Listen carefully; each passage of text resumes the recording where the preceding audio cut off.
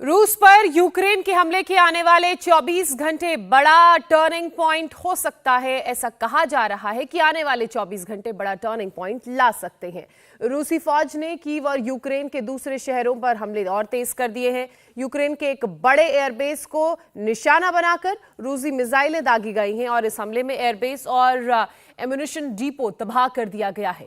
Kharkiv और दूसरे शहरों पर भी बम और मिसाइलों से हमला लगातार हो रहा है। और इसी बीच आज बेलारूस के गोमेल में रूस और यूक्रेन के बीच दूसरे दौर की बातचीत होगी। पहले दौर की बातचीत में कुछ पॉइंट्स पर सहमति बनी थी, लेकिन कोई नतीजा निकल नहीं पाया था। अब आज का दिन बहुत ही महत्वपूर्ण माना जा रहा है। पूरा यूरोप इस वक्त जहां यूक्रेन के साथ खड़ा नजर आ रहा है, तो वहीं रूस ने हमले और तेज कर दिए हैं। कल पूरी रात यूक्रेन के शहरों में धमाकों की आवाज गूंजती रही। वहीं यूक्रेन के राष्ट्रपति लड़ने का दावा करते हुए सीज फायर की अपील करते हुए भी नजर आए। रूस बहुत आक्रामक हो गया है। पिछले 24 घंटे में उसने यूक्रेन के एक एयरबेस को तबाह करने के साथ साथ टैंक ट्रेनिंग स्कूल को बर्बाद कर दिया है। वहीं कीव में टीवी टावर को भी निस्तेनाबूद कर दिया गया है।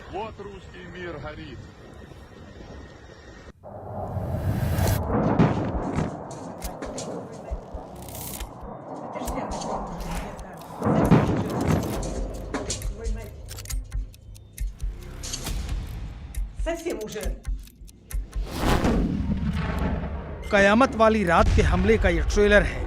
रूसी हमले में एक पल भी नहीं लगा और आग का बवंडर पूरे शहर को थर्रा गया। धमाका इतना जोरदार था कि जिसने भी देखा थर थर कांपने लगा।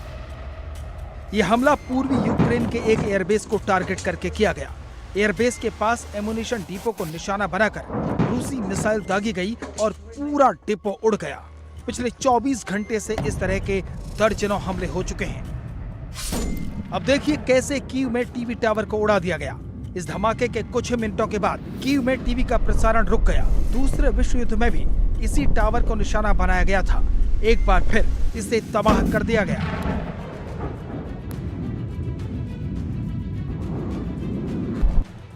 इस हमले से टीवी टावर और उसके आसपास की बिल्डिंगों में आग लग गई। देखिए कैसे यूक्रेन के फायर फाइटर्स आग पर काबू पाने में लगे हुए हैं। आग पर काबू तो पा लिया जाएगा, लेकिन इस तबाही से उबरने में बहुत वक्त लगने वाला है। इस तरह से यूक्रेन के कम्युनिकेशन टावर तबाह कर दिए गए। ये हमले बता रहे हैं कि आने वाला पल कीव के लिए कितना मुश्किलों भरा होने वाला है। 40 किलोमीटर लंबा रूसी काफिला इंडिया टीवी पिछले 24 घंटे से लगातार आपको दिखा रहा है। यही वो काफिला है जो यूक्रेन की राजधानी के लिए कयामत बना है। इसी काफिले के रास्ते में ये छोटा सा कस्बा पड़ा। रूसी टैंक दनदनाते हुए कस्बे में घुसे और बमबारी से लोग कांपने लगे। एक के बाद एक इस तरह के कई धमाके हुए। यूक्रेन की राजधानी पर चारों तरफ से हमला किया जा रहा है। कीव के उत्तर पूर्व में बसे इस कस्बे की इमारत देखिए। रूसी फाइटर जेट्स के हमले के बाद यहाँ ये मंजर नजर आ रहा है। रूसी फौज ने खार्किव में तबाही मचा दी है। हमले की ये तस्वीरें बता रही हैं कि बर्बादी का आलम क्या हो सकता है। दावा किया जा रहा है कि खार्किव में रूसी एयर स्ट्राइक में 13 लोगों की मौत हो चुकी है।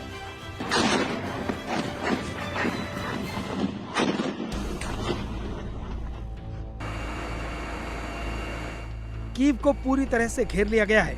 एक तरफ जमीन से फौज का काफिला और दूसरी तरफ यूक्रेन के आसमान में मंडराते ये हेलीकॉप्टर जो पूरी तरह से जवानों और हथियारों से लैस है। जहां भी टारगेट दिखता है ये हमला करने से नहीं चूकते।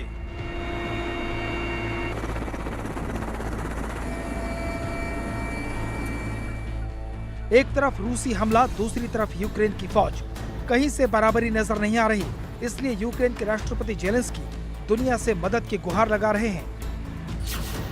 आज बेलारूस के गोमेल में रूस और यूक्रेन के बीच दूसरे दौर की बातचीत होनी है।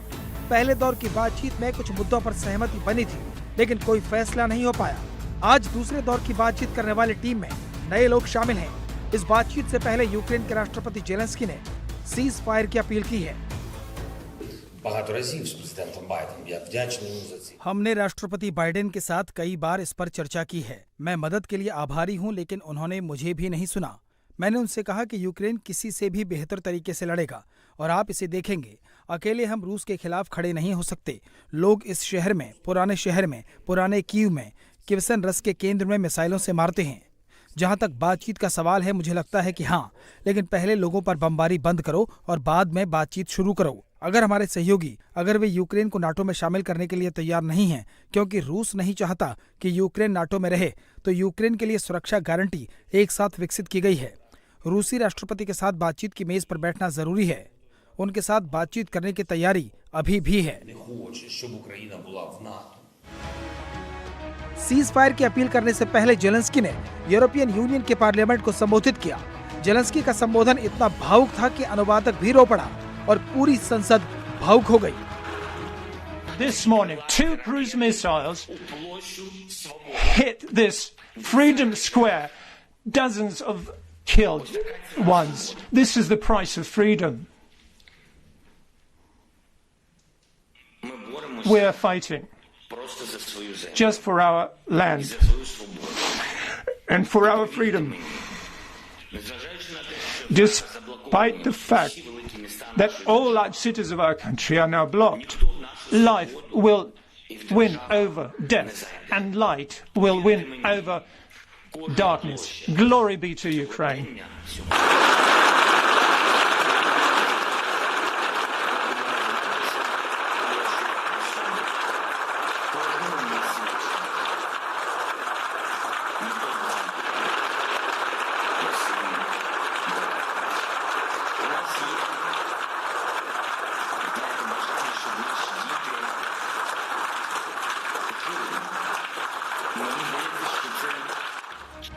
इस भाषण के बाद यूरोपीय यूनियन ने यूक्रेन को सदस्यता देने की सिफारिश कर दी है।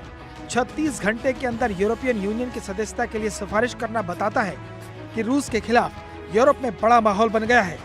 कल देर रात जेलेंस्की ने एक बार फिर अमेरिका के राष्ट्रपति जो बाइडेन से फोन पर बात की और रक्षा सहयोग की अपील की। हालांकि नाटो चीफ ने फिर दोहराया है कि वो रूस से लड़ने के लिए यूक्रेन के अंदर नहीं घुसेंगे। एक तरफ रूस का आक्रमण, दूसरी तरफ यूरोप की प्लानिंग। दुनिया में बड़ी लड़ाई का खतरा बढ़ता जा रहा है।